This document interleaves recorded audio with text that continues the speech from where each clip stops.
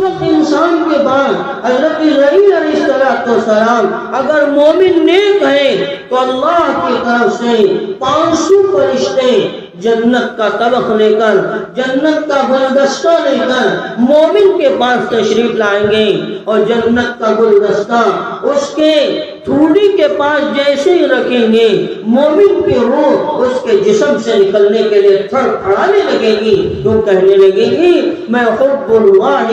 للقیہ، میں اللہ کی محبت میں اس بات کی تمنا کر رہی ہوں کہ مجھے اس مرد مومن کے جسم سے فوراً نکالا جائے اور اللہ کے دربار میں پیش کیا جائے، تاکہ میں اللہ کے دربار میں پہنچ کر شکرانے کا سجدہ ادا کروں۔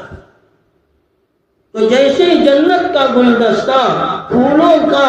ایک گفٹ لا کر حضرت اسرائیل علیہ السلام مومن بندے کی روح کے لیے تحفہ ہدیہ پیش کریں گے، اس کی روح خود اللہ کے پاس چلنے کے لیے تیار ہو جائے۔ اللہ تبارک و تعالی نے ہم سب کو جو زندگی مرحمت فرمائی ہے وہ آخرت کی تیاری کے لیے مرحمت فرمائی ہے۔ انسان جب دنیا کے اندر پیدا ہوتا ہے اس کی زندگی کا ایک عرصہ ویسے تیسے بچپن میں بڑے ہونے میں گزر جاتا ہے، پھر آدمی جب جوانی کی دہلیز پر قدم رکھتا ہے اس کے عزائم اور ارادے بلند ہو جاتے ہیں، امیدیں بڑھ جاتی ہیں، اور انسان سوچنے لگتا ہے میں اپنی زندگی میں یوں کر جاؤں گا، ایسے کر لوں گا، ویسے کر لوں گا۔ اس طرح انسان اپنی زندگی کی امیدوں میں کھویا ہوا اپنی جوانی کو گزارتا ہے۔ پھر آگے جوانی جب گزر جاتی ہے، اس کا وقت پورا ہو جاتا ہے، آدمی ادھیڑ عمر پر پہنچ کر جب بڑھاپے کی دہلیز پر قدم رکھتا ہے، اب وہ یوں کہنے لگتا ہے کہ بھائی بچپن بھی گزر گیا، جوانی بھی گزر گئی، ہم نے سب کچھ دیکھ لیا، اب جو مرحلہ ہے یہ بڑھاپے کا مرحلہ چل رہا ہے، پتہ نہیں کتنی زندگی ابھی باقی ہے، ہم سب کو دنیا سے کب کوچ کر جانا ہے، آخرت کی طرف رواں دواں ہونا ہے۔ تو معلوم ہوا انسان کی زندگی مثل برف ہے، برف جیسے پگھل جاتی ہے آدمی کو اس کی خبر تک نہیں ہوتی، ایسے انسان کی زندگی بھی مثل برف کے پگھل جاتی ہے۔ اس لیے میرے اور آپ کے آقا حضرت رسول اللہ صلی اللہ علیہ وسلم کو اللہ تعالیٰ نے اس انسانیت کے لیے، اس امت کے لیے برائے رہبر، نذیر و بشیر بنا کر دنیا کے اندر مبعوث فرمایا۔ اللہ کے نبی حضرت رسول اللہ صلی اللہ علیہ وسلم نے ایسے انداز میں اپنی امت کو سمجھایا جس کی نظیر نہیں پیش کی جا سکتی، جس کی مثال نہیں بیان کی جا سکتی، یہاں تک کہ سب سے پہلا مرحلہ میرے اور آپ کے آقا حضرت رسول اللہ صلی اللہ علیہ وسلم پر اللہ نے اس بات کا پیغام پیش فرمایا آپ ہماری طرف سے سب سے پہلے اپنے خاندان والوں کو آخرت کی فکر دلائیں۔ تو اللہ کے نبی حضرت رسول اللہ صلی اللہ علیہ وسلم صفا کی پہاڑی پر کھڑے ہو گئے اور اپنے خاندان والوں کو جمع کر کے ایک ایک کا نام لے کر بتایا کہ دیکھو تمہاری دنیا تمہارے کام کی نہیں ہے، تمہاری آخرت تمہارے کام کی۔ یہاں تک کہ حضرت صفیہ رضی اللہ تعالیٰ عنہ سے حضرت رسول اللہ صلی اللہ علیہ وسلم مخاطب ہو کر کہنے لگے میری پھوپھی اے صفیہ، اگر تم جانتی ہو، پہچانتی ہو، سمجھتی ہو تو سمجھ لو کہ میں تمہارا دنیا میں کچھ نہ کچھ تو ضرور ساتھ دے دوں گا، لیکن یاد رکھنا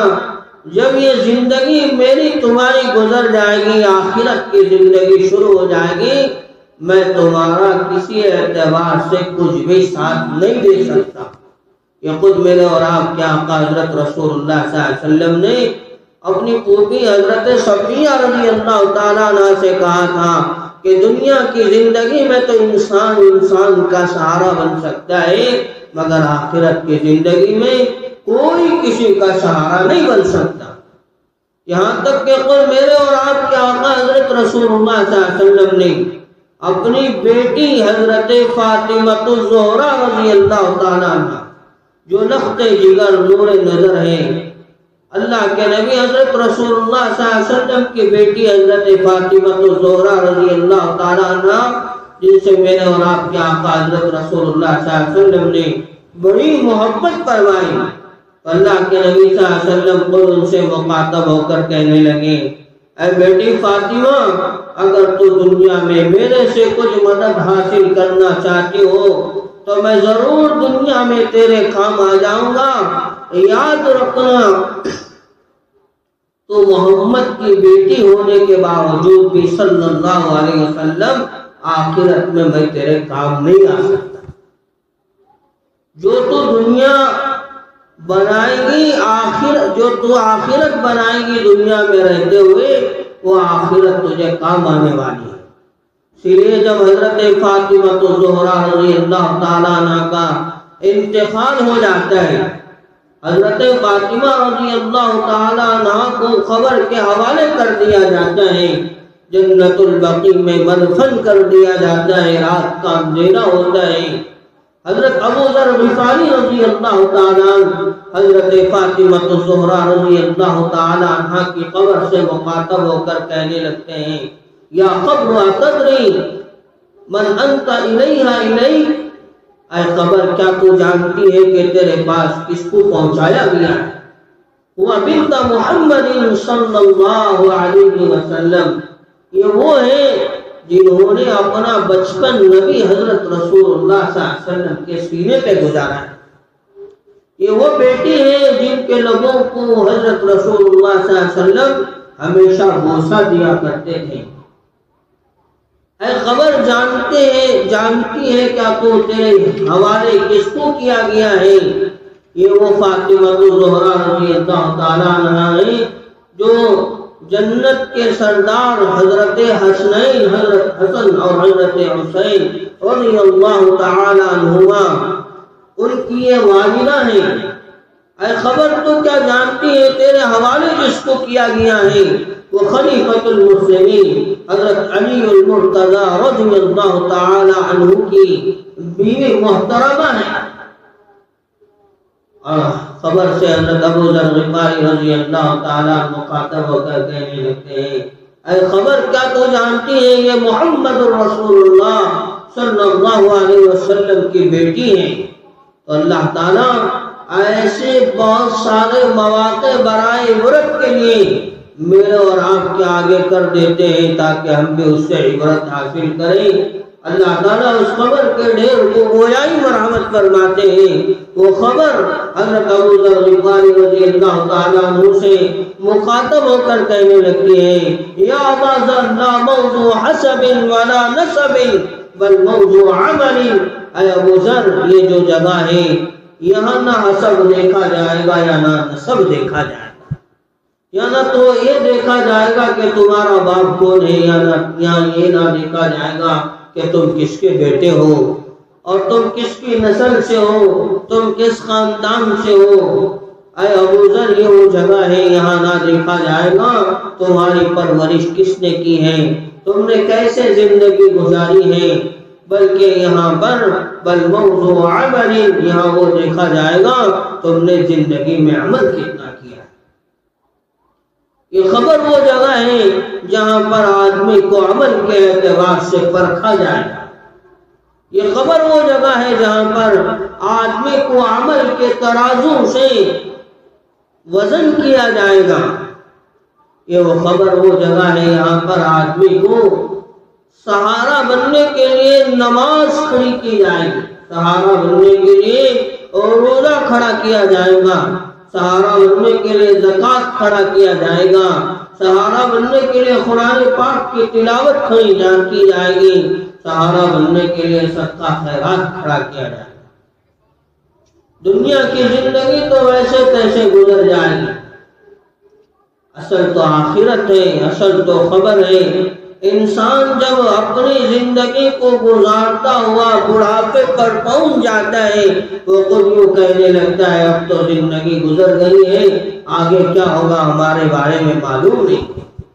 تو اگر زندگی اچھی گزری ہے اللہ تعالیٰ قبر کو بھی بڑی اچھی بنائے۔ اگر زندگی اچھی گزری ہے اللہ کی طرف سے حشر کا مسئلہ بھی بڑا آسان ہوگا۔ اگر زندگی اچھی گزری ہے باقی سارے منازل آسان کر دیے جائیں گے۔ اسی لیے قرآن خود کہتا ہے یا لیتہا کانت القاضیہ ما ہنا عنی مالیہ ہلک عنی سلطانیہ۔ اللہ فرماتے ہیں انسان جب دنیا سے رخصت ہوگا وہ یہ سوچے گا کاش موت پہ سب کچھ ختم ہو جاتا، دوبارہ زندہ ہونا ہی نہ ہوتا، بس یہ دنیا کی زندگی جیسے تیسے گزر گئی ویسے ہی ہو جاتا، آگے کچھ بھی نہ ہوتا، بس انسان کی موت میں سب کچھ ختم ہو جاتا۔ اس طرح انسان کہے گا اور یہ کہے ما غنی عنی مالیہ، میرا جو مال تھا میں نے جس کے پیچھے سب کچھ محنت کر کے جمع کیا تھا، خون پسینہ ایک کر کے زندگی سب کی سب داؤ پہ لگا کے جس مال کو میں نے جمع کیا تھا ما غنی عنی مالیہ، آج وہ مال میرا ساتھ دینے کے لیے تیار نہیں ہے۔ اللہ فرماتا ہے ہلک عنی سلطانیہ، اللہ اپنے طرف سے انسانوں کو سمجھانے کے لیے کہتے ہیں آج جس نام کے پیچھے جس عہدے کے پیچھے تم مرا جا رہا ہے کل کے دن وہ عہدہ و نام تجھے کام آنے والا نہیں۔ ہلک عنی سلطانیہ، تیرے عہدے اور تیرے نام سے تیری پہچان قبر کے اندر نہیں ہوگی، بلکہ یوں کیا جائے گا خذوہ فغلوہ ثم الجحیم صلوہ ثم فی سلسلۃ ذرعها 70 ذراعا فاسلکوہ۔ اللہ کی طرف سے یہ اعلان ہوگا اگر زندگی اچھی نہیں گزری خذوہ فغلوہ، اس کو پکڑ لیا جائے اور اس کے گلے میں توق ڈال دیا جائے، ثم الجحیم صلوہ، پھر اسے جہنم پہنچا دیا جائے۔ اس طرح انسان کی زندگی کا معاملہ کیا ہے؟ صرف میرے اور آپ کے آقا حضرت رسول اللہ صلی اللہ علیہ وسلم نے دنیا میں آنے کے بعد اپنوں کو بھی سمجھایا غیروں کو بھی سمجھایا۔ وَكَذَلِكَ أَوْحَيْنَا إِلَيْكَ أُمَّ الْقُرَىٰ وَمَنْ حَوْلَهَا لِتُنذِرَ يَوْمَ الْجَمْعِ لَا رَيْبَ فِيهِ۔ اللہ کے نبی حضرت رسول اللہ صلی اللہ علیہ وسلم اپنوں کو تو سمجھانے کی محنت فرمائی، پھر اللہ تعالیٰ نے فرمایا کہ آپ اپنے پڑوس والوں کو، آپ اپنے آس پاس میں رہنے والوں کو سمجھانے کی فکر فرمائیے۔ تو اللہ کے نبی صلی اللہ علیہ وسلم قدم قدم بڑھا کے سارا مکہ پھر کر اپنی انسانیت کو، اپنی امت کو یہی سمجھایا کرتے تھے کہ دنیا چند دن کی ہے، آخرت کی زندگی ہمیشہ ہمیشہ کی۔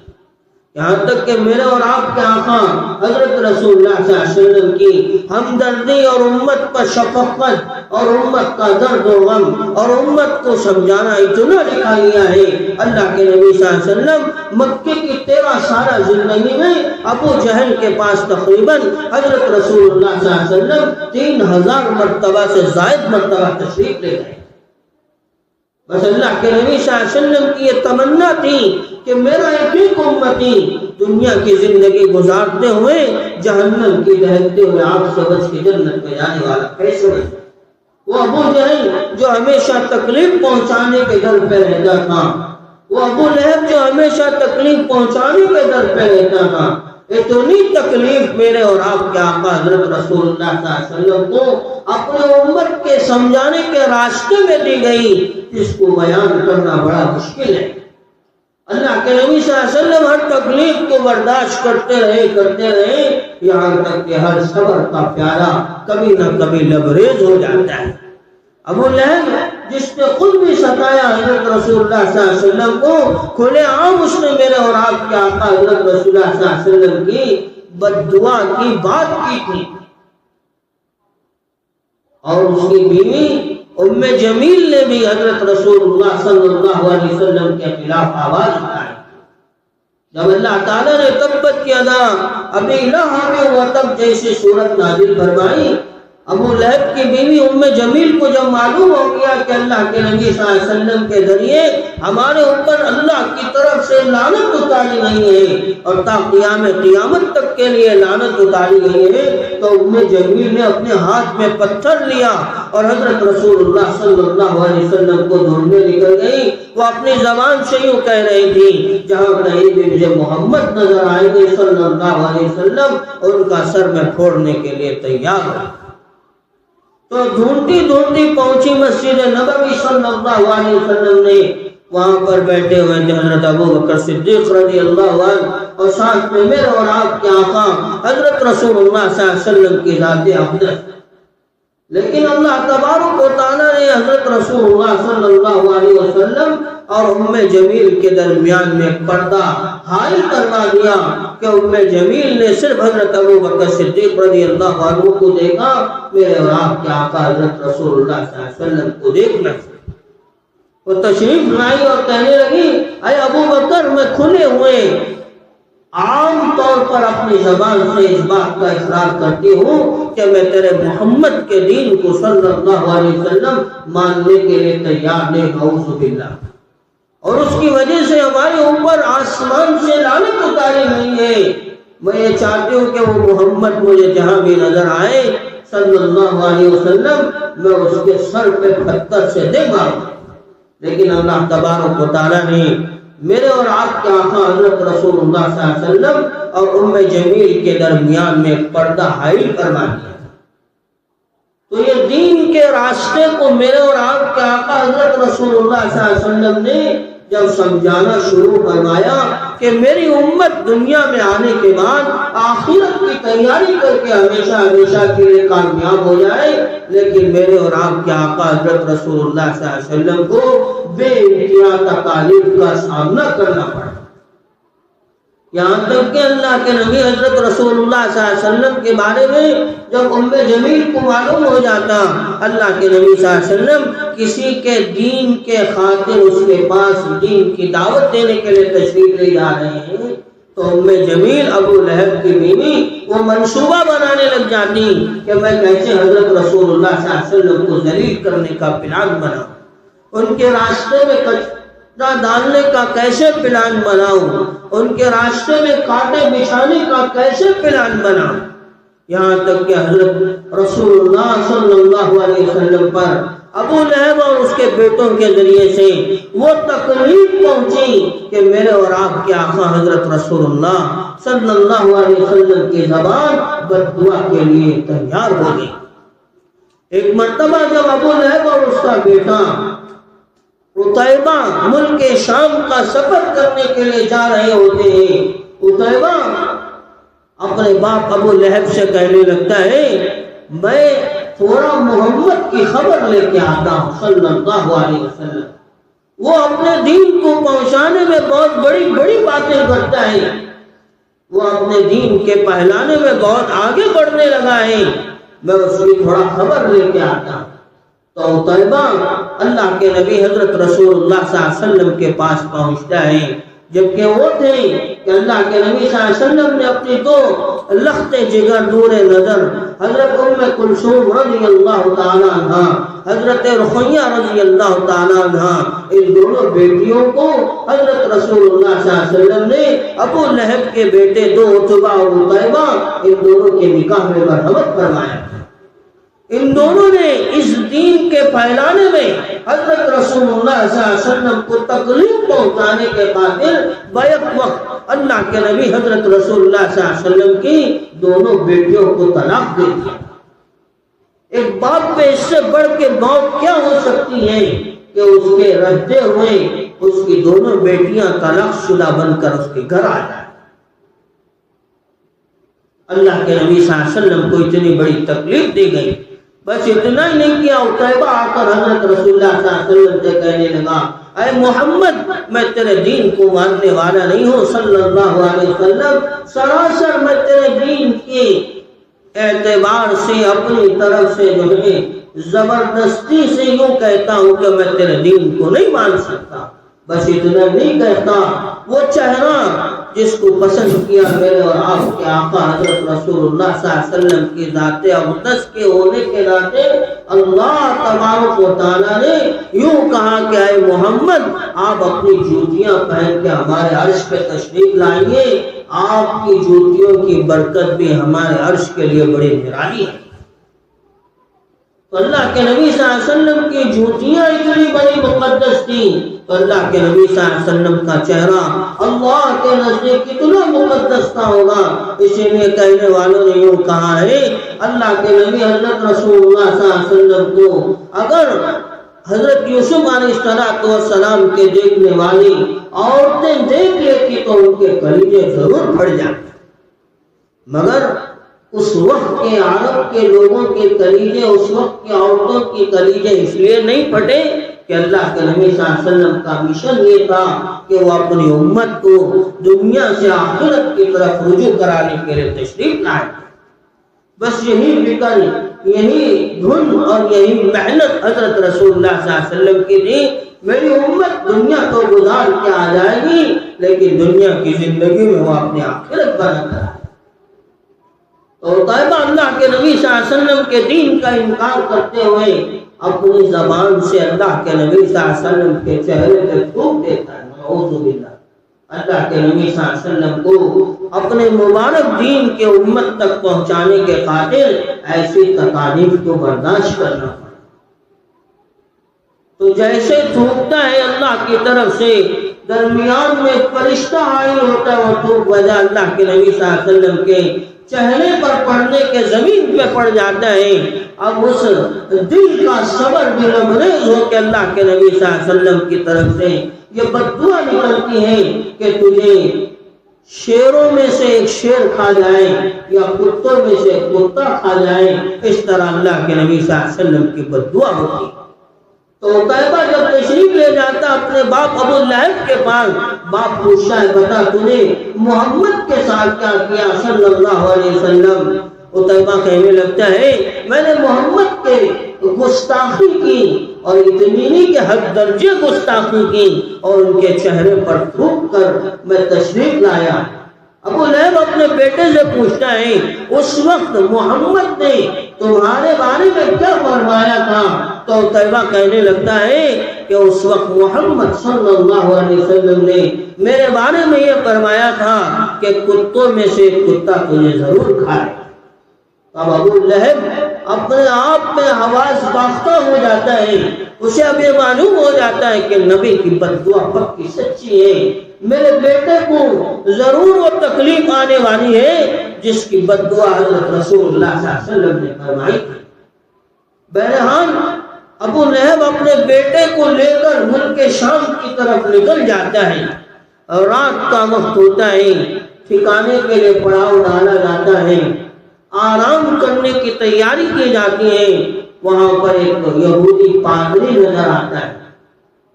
لوگ اس سے بات چیت کرنے لگتے ہیں، تو یہودی پادری کہنے لگتا ہے آپ نے یہاں کیوں پڑاؤ ڈالا ہے؟ یہ جگہ بڑی خطرناک ہے، یہاں پر شیروں کی رات میں آمد و رفت ہوتی ہے، شیر اس راستے پر آتے جاتے ہیں، یہ بڑا عجیب و غریب جنگل ہے، یہاں نہیں ٹہرنا چاہیے تھا، چلو آ گئے ہیں، اپنی بڑی حفاظت کرنا۔ تو ابو لہب اپنے بیٹے کی حفاظت کے لیے تدبیر سوچتا ہے کہ اپنے پورے آئے ہوئے لشکر کا سامان ایک میدان میں وہ گرجا گھر کے صحن میں جمع کرتا ہے، اور اپنے بیٹے عتیبہ سے کہتا ہے تو سب سے اوپر سو جانا، ہم تیری نگرانی کے لیے سب کے سب نیچے سو جائیں۔ تو ہوتا ہے حضرت محمد رسول اللہ صلی اللہ علیہ وسلم کی بددعا تھی، وہ کہاں بچنے والا تھا؟ ایک شیر جنگل سے تشریف لاتا ہے اور ہر ایک کو سونگتا ہوا پورے لشکر کا معائنہ کرتا ہے، آخر میں وہاں پہنچتا ہے جہاں پر اللہ تبارک و تعالیٰ کا حکم ہوا تھا، اور وہاں پہنچ کر عتیبہ کو اپنے آپ سے تہس نہس کر کے چیر پھاڑ کے ختم کر کے چلا جاتا ہے، جبکہ نیچے کے لشکر میں بہت سارے لوگ سوئے ہوئے ہیں، مگر اسی پر اللہ کے نبی حضرت رسول اللہ صلی اللہ علیہ وسلم کی بددعا کا اثر ہوتا ہے، جس نے میرے اور آپ کے آقا حضرت رسول اللہ صلی اللہ علیہ وسلم کے دین کے پہنچانے کے راستے میں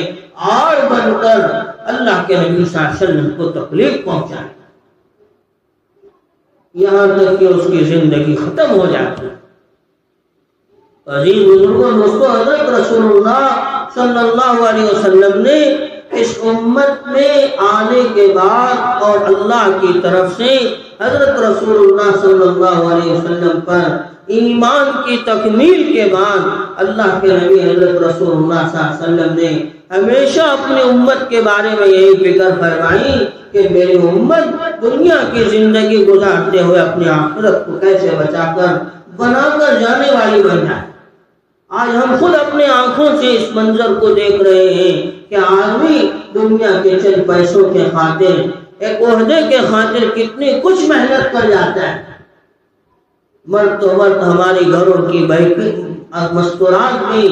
ہماری گھروں کی ماں بہنیں بھی چند دنیا کی ٹھیکریوں کے لیے اپنے آپ کو ایسے فارغ کر رہی ہیں جس کی کوئی مثال نہیں بیان کی جا سکتی، جبکہ اس سے بڑا مسئلہ دین کا ہے، آخرت کا ہے، موت کا ہے، خبر کا ہے، حشر کا ہے۔ آج دنیا انسانیت پر اتنی چھا چکی ہے، آدمی چند ٹھیکریوں کے خاطر اپنی آخرت کو بھلا بیٹھا ہے۔ آپ کو اندازہ لگائیے ابھی ہمارے آنکھوں سے کیسا منظر گزرا ہے کہ چند پیسوں کے لیے لوگ کیسے کیسے قربانی دینے کے لیے تیار ہو جاتے ہیں، وقت کی دھوپ کی تپش بھی برداشت کرنے کے لیے تیار، اپنے گھر کا وقت دینے کے لیے بھی تیار، اپنے کھانے کو آگے پیچھے کرنے کے لیے بھی تیار۔ اس کے مقابل میں ہماری زندگی کے اللہ کے حکم کا کیا معاملہ ہے، میرے اور آپ کے آقا حضرت رسول اللہ صلی اللہ علیہ وسلم کے طریقے کا کیا معاملہ ہے؟ اس بات کا اندازہ اس وقت میرے اور آپ کو ہوگا جب اللہ کی طرف سے حضرت اسرائیل علیہ السلام پیغام اجل لے کر حاضر ہوں گے۔ ان کی یہ فرمائش ہوگی انسان کے چلے جانے کے بعد جب لوگ رو رہے ہوں گے، حضرت اسرائیل علیہ السلام کھڑے ہو کے کہنے لگیں گے، اے گھر والوں کیوں رو رہے ہو؟ ہم نے تمہارے رشتہ دار کی ایک سانس میں بھی کمی نہیں فرمائی، ہم نے اس کے پورے سانسوں کی جینے کا حق اسے مرحمت فرمایا ہے۔ حضرت میکائیل علیہ السلام جن کو اللہ تعالیٰ نے روزی روٹی کے مسئلے پر طے فرمایا ہے، وہ کھڑے ہو کے اعلان کریں گے، اے لوگوں تم کیوں رو رہے ہو اس کے مرنے پہ؟ ہم نے اس کی روزی کا ایک دانہ بھی نہیں فرمایا۔ تو اس وقت انسان اپنے سارے منظر کو یاد کر کے افسوس کرے گا، کاش یہ زندگی صحیح گزار کے اپنی آخرت کی تیاری کر لیتا، بڑا اچھا ہوتا۔ اس وقت انسان کے بعد حضرت اسرائیل علیہ السلام اگر مومن نیک ہیں تو اللہ کی طرف سے 500 فرشتے جنت کا طبق لے کر، جنت کا گلدستہ لے کر مومن کے پاس تشریف لائیں گے، اور جنت کا گلدستہ اس کے تھوڑی کے پاس جیسے ہی رکھیں گے، مومن کی روح اس کے جسم سے نکلنے کے لیے تھڑ تھڑانے لگے گی، جو کہنے لگے گی میں حب اللہ للقیہ، میں اللہ کی محبت میں اس بات کی تمنا کر رہی ہوں کہ مجھے اس مرد مومن کے جسم سے فوراً نکالا جائے اور اللہ کے دربار میں پیش کیا جائے، تاکہ میں اللہ کے دربار میں پہنچ کر شکرانے کا سجدہ ادا کروں۔ تو جیسے جنت کا گلدستہ پھولوں کا ایک گفٹ لا کر حضرت اسرائیل علیہ السلام مومن بندے کی روح کے لیے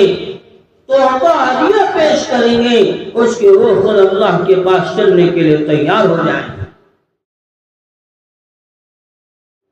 اس کے آگے سارے مناظر کھلنے لگ جائیں گے کہ ہماری آخرت کیسے سچ کے بن چکی ہے، ہماری آخرت کیسے سمجھ کے نکھر چکی ہے، اب ہمیں یہاں ہمیشہ ہمیشہ رہنا ہے۔ اس کی آنکھوں کے آگے جنت کی حوریں ترانہ گنگناتی ہوئی نظر آئیں گی، اور اس کے لیے فرشتے یوں کہیں گے سلام علیکم، آپ کے لیے سلامتی ہو، آپ نے اپنی اچھی زندگی گزاری۔ اللہ معاف فرمائے، اگر ہم نے مومنانہ زندگی نہیں گزاری، دنیا کرتے کرتے، دنیا بکتے بکتے، دنیا کے پیچھے وقت گزارتے گزارتے، دنیا کے پیچھے اپنی جوانی کھپاتے ہوئے، اپنی ادھیڑ عمر کی زندگی کھپاتے ہوئے، اپنے بڑھاپے کی عمر کو کھپاتے ہوئے آخرت کی طرف جائیں گے، اللہ کی طرف سے حضرت ابراہیم علیہ السلام بڑے ڈراؤنی شکل میں، دیو کی شکل میں اس آدمی کے پاس تشریف لائیں گے۔ ان کے پاس اللہ معاف فرمائے جہنم کا ایک بڑا خطرناک کوڑا ہوگا، اتنا خطرناک کوڑا ہوگا جس کو ساری دنیا مل کے نہیں اٹھا سکے گی، اور جہنم کے طبق کے اندر آگ کے انگارے کر کے اس آدمی کے پاس لایا جائے گا اور اس سے کہا جائے گا، اے نافرمان روح، چل اس رب کے دربار میں جس نے ساری زندگی اپنے رب کی نافرمانی میں گزاری۔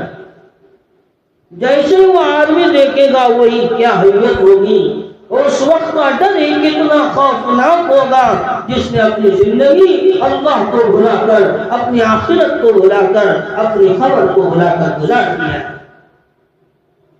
خود اس حضرت ابراہیم علیہ السلام نے تمنا فرمائی تھی ملک الموت کی اصل شکل کو دیکھنے کے لیے، جب وہ خود ایک وقت کے نبی ہو کر دیکھتے ہیں تو اتنی خوفناک شکل ہوتی ہے کہ وہ خود بے ہوش ہو جاتے ہیں۔ تو اندازہ لگائیے حضرت ابراہیم علیہ السلام جب ایک آدمی کے پاس جس نے دنیا کماتے کماتے، دنیا بکتے بکتے اپنی زندگی گزار کر آخرت کی طرف جا رہا ہوگا، اس کے ساتھ کیا معاملہ کیا جائے گا؟ اس کی روح اس کے جسم سے نکلنے کے لیے تیار نہیں ہوگی، اس کو زبردستی نکالا جائے گا۔ سب سے پہلے اس کے انگوٹھوں سے اس کی روح کو کھینچا جائے گا، وہ آ کے اس کے پنڈلیوں میں اٹک جائے گا، پھر وہاں سے بھی کھینچا جائے گا، وہ آ کے اس کے گردوں میں اٹک جائے گا، پھر آگے وہاں سے بھی کھینچا جائے گا، اس کے پیٹ میں اٹک جائے گی، پھر وہاں سے بھی کھینچا جائے گا، اس کے سینے میں اٹک جائے گی، پھر وہاں سے بھی کھینچا جائے گا، اس کی آنکھوں میں اٹک جائے گی، پھر وہاں سے بھی کھینچا جائے گا، پھر اس کی روح کو زبردستی اس کوڑے سے مار مار کے اس کے جسم سے نکالا جائے گا، اور آدمی اپنی روح کو نکلتا ہوا دیکھ کر افسوس کے ناطے اس کی آنکھیں کھڑی کی کھڑی رہ جائے گی۔ وہ منظر آپ پہ بھی آنے والا ہے، وہ منظر میرے پہ بھی آنے والا ہے۔ اسی لیے ایک جنازہ جب راستے میں جا رہا تھا، لوگ اس کے بارے میں یوں کہہ رہے تھے، وہ کہہ رہے تھے، تو ایک بزرگ سے ایک آدمی نے پوچھا کہ کس کا جنازہ ہے؟ تو بزرگ کہنے لگے، بھائی یہ تیرا جنازہ ہے، اگر غصہ آ جائے تو میرا جنازہ ہے۔ اس لیے کہ اس نے 3 تکالیف کے مراحل کو پاس کر کے آگے نکل چکا ہے، مگر میرے اور آپ پہ وہ تینوں تکالیف کے مراحل آنے والے ہیں۔ ان میں پہلا مرحلہ ہوگا کہ میں اور آپ ملک الموت حضرت اسرائیل علیہ السلام کے سامنے پیش کریں گے۔ اس وقت کا منظر ایسے ہوگا، حدیث خود کہتے ہیں، حضرت شیخ نے بیان کروایا ہے، اگر آدمی کی اس تکلیف کے موقع پہ جب اس کی جان سے، اس کے جسم سے اس کی جان کو نکالا جائے گا، اگر اس کے ہاتھ میں تلوار دے دی جائے تو آگے جتنے لوگ ہوں گے ان کی سر کو ختم کرنے کے لیے تیار ہونا ہے۔ اتنی اس کو تکلیف ہوگی جب اس کی جسم سے روح کو نکالا جائے، تو اس وقت کا منظر اسے پیش کرنا پڑے گا حضرت اسرائیل علیہ السلام کے ذریعے سے۔ اور دوسرا، چلے جانے کے بعد اس کے لیے سب سے پہلی چیز یہ ہوگی کہ اس کا مسئلہ ہوگا کہ اس کی روح کو یا تو نیک لوگوں میں پہنچا دیا جائے گا یا برے لوگوں میں پہنچا دیا جائے گا۔ پھر تیسرا مسئلہ اس کے ساتھ یہ ہوگا، وہ اس کے اوپر ساری دنیا کی مصیبتیں پریشانیاں آسان ہو جائیں گی۔ اب باقی کا آگے کا مسئلہ شروع کیا جائے گا، یا تو اس کے لیے اچھی زندگی ہوگی یا اس کے لیے خراب زندگی ہوگی۔ تو ان 3 منزلوں کو ہر آدمی کو پار کرتے ہوئے اس کے بعد کی خبر کی منزل کو آدمی کو پہنچایا جائے۔ تو اگر زندگی اچھی گزری، روح کو بڑے اچھے نرالے انداز میں نکالا جائے گا، جیسے آٹے میں سے باندھ نکالا جاتا ہے ویسے نکالا جائے گا۔ وہ روح خوش و خرم ہو کر پہلا آسمان کے دروازے پر پہنچے گی، مرحبا کہتے ہوئے پہلا آسمان بھی اپنے دروازوں کو کھولے گا، دوسرا آسمان بھی اپنے دروازوں کو کھولے گا، یہاں تک کہ ساتوں آسمان کے دروازے اس کے لیے بڑے اچھے اکرام کے ناطے کھولے جائیں گے۔ اب اس کی روح بڑی خوشی کے ساتھ اللہ کے دربار میں سجدہ کرتے ہوئے اس مومن مرد کے لیے یہ دعا دے گی، بڑا نرالا تیرا جسم ہے، اللہ کے حکم کے لیے تو کھڑا ہوتا تھا، اللہ کے حکم کے لیے تو سجدہ کرتا تھا، اللہ کے حکم کے لیے تو رات کو رات نہیں دیکھتا تھا، اللہ کے حکم کے لیے تو دن کو دن نہیں دیکھتا تھا۔ تیری جسم کی کوشش اور مشکل کے برداشت کرنے نے آج مجھے اتنی راحت پہنچائی ہے کہ میں رب کریم کے دربار میں پہنچی ہوں۔ اس طرح اس کی روح سے دعائیں دیتے ہوئے اللہ کے یہاں عرش پر پہنچ کر سجدہ کرے گی۔ اب اسے اعلیٰ درجے کی روحوں میں علیین میں پہنچا دیا جائے۔ اگر بری روح ہوگی اللہ معاف فرمائے، ایک تو زبردستی سے نکالا جائے گا، بڑی مشکل سے جسم سے روح نکلے گی، پھر جب وہ آسمان پر پہنچے گی آسمان کا پہلا دروازہ اس کے لیے بند کر دیا جائے گا۔ یوں کہا جائے گا اے بری روح تو اللہ کی نافرمانی کرنے والی تھی، تجھے کیسے اللہ کے پاس پہنچنے کے لیے جگہ دی جائے؟ اس طرح کہہ کر پہلا دروازہ بھی بند کر دیا جائے گا، دوسرا بھی بند کر دیا جائے گا، تیسرا بھی بند کر دیا جائے گا، یہاں تک کہ ساتوں آسمان کے ساتوں دروازے اس کے لیے بند کر دیے جائیں گے۔ اب اسے زمین کے اس سجلین والی جگہ میں پہنچا دیا جائے گا جہاں پر بری روحوں کو رکھا جائے گا۔ اب میرے اور آپ کے ہاتھ میں ہے کہ ہم اچھی زندگی بنا کر جائیں گے یا بری زندگی بنا کر جائیں گے، سب کچھ ہمارا مسئلہ ہے۔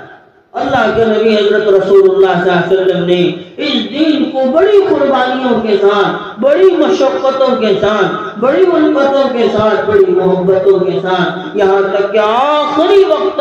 دنیا سے جا رہے تھے اس وقت پہ حضرت جبرائیل علیہ السلام تھے، آقا حضرت رسول اللہ صلی اللہ علیہ وسلم نے فرمایا تھا اے جبرائیل جاؤ اپنے رب کے دربار میں پوچھ کے آنا کہ میرے چلے جانے کے بعد اللہ میری امت کا کیا کرے۔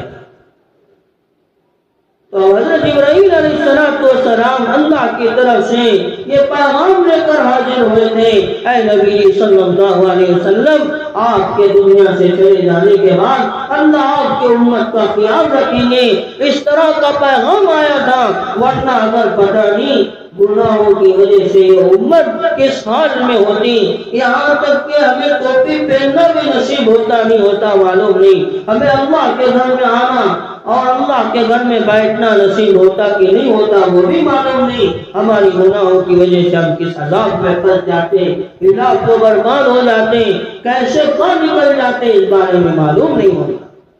تو حضرت رسول اللہ صلی اللہ علیہ وسلم نے بڑی محبت سے، بڑی الفت سے، بڑی خیر خواہی سے اللہ کے مبارک دین کو ہماری آخرت بن جائے اس لیے ہم تک پہنچا کر دنیا سے پردہ فرما گئے۔ اب یہ ہماری ذمہ داری ہے کہ ہم اپنی خبر کی فکر کریں۔ ہم کہتے ہیں خبر یہ بڑا نازک مسئلہ ہے، اس لیے آج ہمارے دلوں سے خبر کی حشر کی فکر نکل گئی۔ اللہ معاف فرما ہم قبرستان میں بھی دنیا کی باتیں کرتے ہیں۔ اگر کسی کا انتقال ہو جاتا ہے تو ہر کوئی اپنے آپ کو قارئ ثواب کے لیے پیش کرتا ہے، آدمی کے لیے تیاری کی جاتی ہے، دفن کی، قبر کی، سب کچھ کیا جاتا ہے، اور قبر کے حوالے کر کے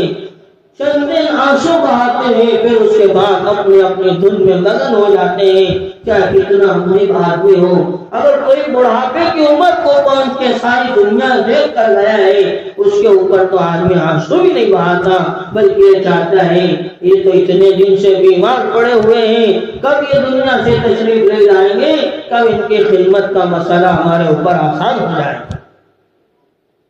تو جب آدمی دنیا سے چلا جاتا ہے چاہنے والے رشتہ دار ہر کوئی ایک حد تک فکر کر کے رواں دواں ہو کر اپنی بیوی میں، اپنے بچوں میں، اپنے کاروبار میں مگن ہو جاتے ہیں، اصل مسئلہ جانے والے کا ہوتا ہے، اس کا کوئی پرسان حال نہیں ہوتا۔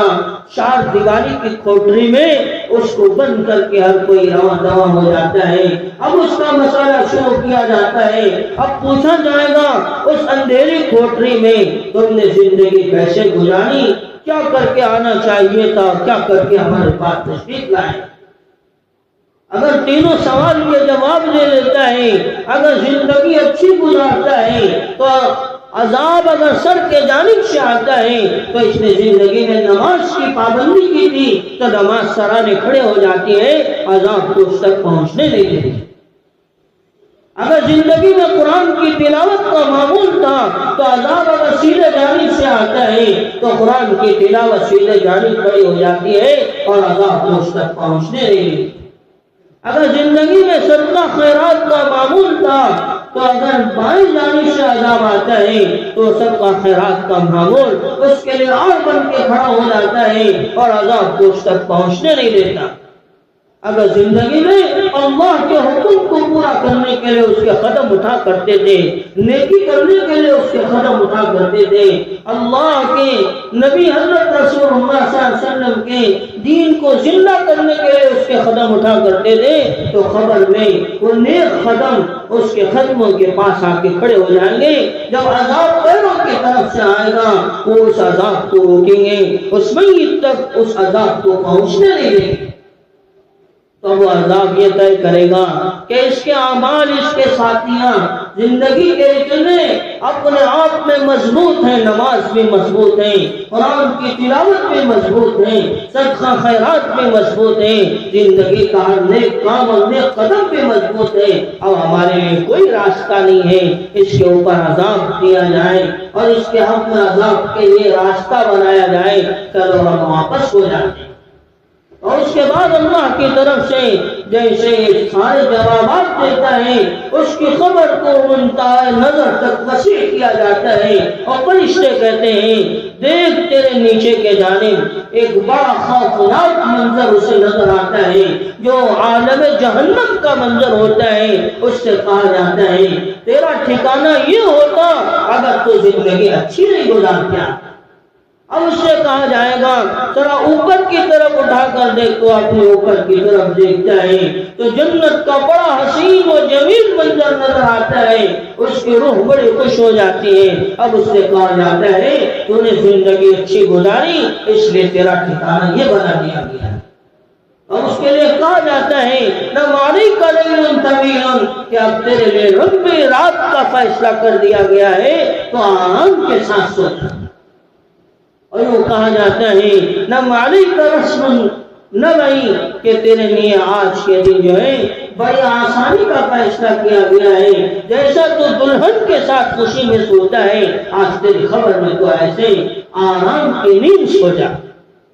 تو اس طرح اس کو خبر کے اندر آرام کی نیند کا فیصلہ کر دیا جاتا ہے اور آدمی اپنی خبر میں آرام کی نیند تا قیامت کے لیے سو جاتا ہے۔ اب یہ منزل آسان تو سمجھ لینا چاہیے، باقی آنے والی ساری منزلیں آسان ہو جائیں گی۔ حشر کا مسئلہ بھی آسان ہو جائے گا، صراط کا مسئلہ بھی آسان ہو جائے گا، نام اعمال کے ملنے کا مسئلہ بھی آسان ہو جائے گا، اور ہم سب کو جنت میں جانے کا بھی مسئلہ آسان ہو جائے گا۔ اگر یہ منزل میں ہم اٹک گئے، الخمر روضۃ من ریاض الجنہ او حفرۃ من حفر النار، حدیث کہتی ہے میرے اور آپ کے آقا حضرت رسول اللہ صلی اللہ علیہ وسلم نے ارشاد فرمایا آدمیوں کی خبر جنت کے باغوں میں سے ایک باغ بنائی جائے گی یا جہنم کے گڑھوں میں سے ایک گڑھا بنا دیا جائے گا۔ اللہ ہم سب کی حفاظت کرے۔ تو بھائیوں زندگی گزر جائے گی ویسے تیسے، یہ دنیا کے چند ٹھیکرے ہیں، یاد آتے ہیں کل ختم ہو جاتے ہیں۔ اس دنیا کے خاطر آدمی بڑی محنت کر رہا ہے، اپنے آپ کو لگا رہا ہے، تن من دھن کی بازی لگا رہا ہے، سب کچھ فارغ کر رہا ہے، اس کے مقابل میں دین ہماری زندگی میں کتنا ہے، اللہ کے حکم پہ ہم کتنا چل رہے ہیں، نبی کے طریقے ہماری زندگی میں کتنا زندہ ہو رہے ہیں، اس بات کا بھی تھوڑا نہیں تھوڑا اندازہ و احساس پیدا کرنا ضروری ہے۔ اس لیے کہ زندگی کب گزر جائے اور کب انتقال کا، موت کا، اجل کا فرشتہ ہمارے پاس تشریف لائے، اس کا کسی کو بھروسہ نہیں اور کسی کو بھی اس کی خبر نہیں ہے۔ ابھی کل ہم ایک جنازے میں گئے تھے، 30 سال کا نوجوان تھا، 2 لڑکیاں تھیں، 2 سال کی لڑکی اور ایک 6 ماہ کی لڑکی۔ اللہ کی طرف سے بلاوا آ گیا، دنیا سے جانا پڑا۔ آدمی یہ سوچتا ہے میری بڑی زندگی ہے، میں بڑا کچھ کر جاؤں گا، ایک بلڈنگ بنا لیا، دوسری بلڈنگ ضرور بنا کے جاؤں گا۔ پتہ نہیں ہوتا کہ اس کے اجل کا، موت کا وقت کب ہوتا ہے۔ اسی لیے حضرت رسول اللہ صلی اللہ علیہ وسلم کے چہیتے صحابی حضرت علی المرتضیٰ رضی اللہ تعالیٰ عنہ نے ارشاد فرمایا تھا، آدمی اپنے رشتہ داروں میں بڑا خوش ہوتا ہے، اپنی بیوی بچوں کے ساتھ ہنسی مذاق کر رہا ہوتا ہے، اسے معلوم نہیں ہوتا آسمانوں پر اس کے موت کا اعلان ہو چکا ہوتا ہے۔ آدمی اپنے جوتے کے تسمے کو، اپنے شوز کو باندھ رہا ہوتا ہے، اسے معلوم نہیں ہوتا اٹھنے تک اپنے شوز کو باندھ کر اس کی موت کا فیصلہ ہو چکا ہوتا ہے۔ آدمی کو معلوم نہیں ہوتا ہے کہ آدمی ناشتہ کر کے شام کو کباب لانے کی گھر کو فکر لے کر جاتا ہے، اسے معلوم نہیں ہوتا ہے بجائے وہ آنے کے، اس کا کباب آنے کے، اس کی میت گھر تشریف لاتی ہے۔ انسان کی موت کا کبھی بھی کسی اعتبار سے کچھ بھی بھروسہ نہیں ہے۔ اس لیے ہمیشہ زندگی میں آدمی جب موت کو آگے رکھ کے چلے گا، اللہ کی طرف سے اللہ کا یہ ہر ایک حکم اس کے ذہن میں زندہ ہو رہا ہوگا اور اس کی زندگی میں وہ اس کو عمل کرنے کے لیے تیاری کر رہا ہوگا۔ اس لیے خبر نے خود کہا، میں نے شروع میں بیان فرمایا تھا،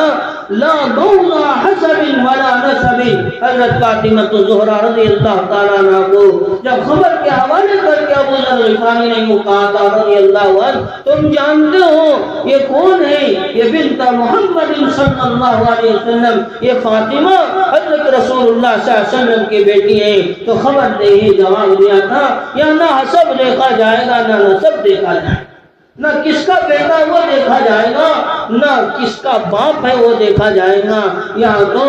الموضوع عملی، عمل دیکھا جائے گا، تو نے کیا کیا ہے اور کیا کرنا چاہیے تھا اور کیا کچھ کر کے یہاں تشریف لایا ہے، وہ دیکھ کے یہاں پر حساب کیا جائے گا۔ اس لیے دنیا کی زندگی گزر جائیں گی اور کب کس کی موت آنے والی ہے کسی کو پتہ نہیں ہے۔ ہمیشہ آخرت کو آگے رکھے، یہ دنیا کی چند دن کی ساری چیزیں ہمارے آگے آتی رہیں گی جاتی رہیں گی، آدمی کو اسی میں پھنسنا نہیں ہے۔ یہ بھی اللہ کی طرف سے ایک امتحان ہوتا ہے، اللہ کبھی دے کے آزماتے ہیں کبھی لے کے آزماتے ہیں۔ اللہ دیکھنا چاہتے ہیں ہم جب ان پر مال کی افزائش فرمائیں گے، مال کو ان کے اوپر نشاور کریں گے، کیا یہ اپنے خدا کو بھول جائیں گے یا اپنے خدا کو یاد رکھیں گے؟ یہاں تک کہ حدیث پاک میں آتا ہے اور میں قیامت میں وہ وقت آئے گا زمین اپنے خزانوں کو نکال کر اپنے سونے چاندی کو باہر کرے گی، اور کوئی مالدار بن کے اس بات کے لیے راستے میں کسی کو تلاش کرتا ہوا نکلے گا کہ کوئی میری زکات لے لے، میرے لیے بڑا نفع ہو جائے۔ تو ایسا وقت میں آنے والا ہے، اللہ تعالیٰ آزمائیں گے میرے بندہ ایسے موقع پہ میرے حکم کو زندہ رکھتے ہیں یا مال کے خواہشات میں آ کے، مال کی محبت میں آ کے میرے اللہ کو بھلا دیتے ہیں اور اللہ کے حکم کو توڑنے کے لیے، اللہ کے حکم کو چھوڑنے کے لیے تیار ہو جاتے ہیں۔ اس لیے ہم جیسے